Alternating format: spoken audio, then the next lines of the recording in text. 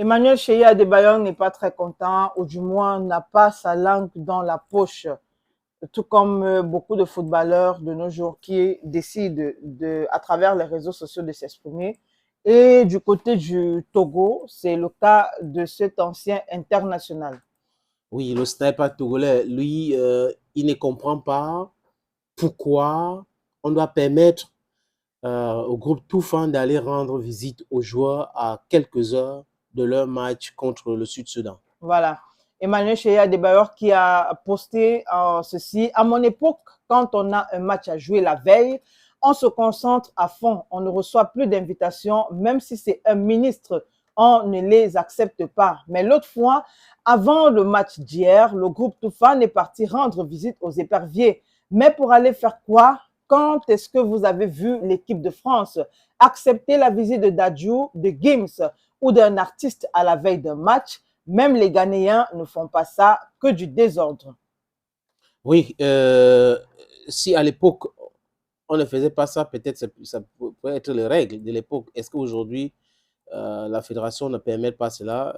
Parce que si le groupe Toufan est entré là, rendre visite aux joueurs de l'équipe nationale du Togo, ça veut dire que quelqu'un les a permis d'entrer. Bon, aussi. Oui, ça veut dire que ça peut être la fédération, ça peut être le sélectionneur qui a accepté que les gars entrent. C'était pourquoi? Pour les motiver. Est-ce qu'ils étaient stressés? Ils sont entrés pour chanter.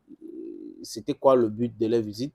Là, on ne sait pas. Peut-être que on va enquêter pour avoir une idée. Mais Adebayor pense que c'est la distraction. Et après le match nul, peut-être que cette sortie, c'est le fait que le Togo n'a pas gagné. Vous savez que la défaite est orpheline. Ouais. Ouais. Maintenant, quand on gagne, c'est pour tout le monde. Quand on ne gagne pas, on commence à trouver les excuses. Pourquoi telle chose se passait comme ça? Pourquoi telle autre? Mais il n'y a pas de petite nation de football aujourd'hui. Hein. On voit ça. Le Sud-Soudan, le Bénin a tapé le Nigeria. 2 buts à 1.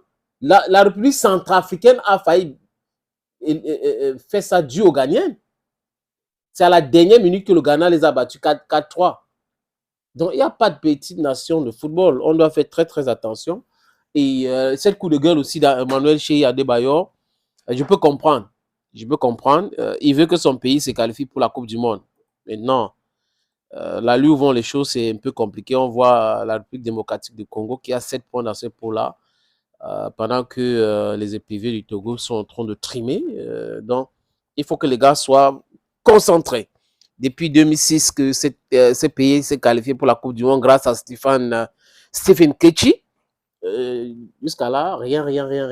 Et c'était la seule Coupe du Monde qu'a joué Emmanuel Cheye Adebayor. Donc, est-ce que son pays va se qualifier pour la Coupe du Monde qui va se jouer en 2026 aux États-Unis, au Canada et au Mexique? Donc, ces 3 nations-là vont abriter cette compétition.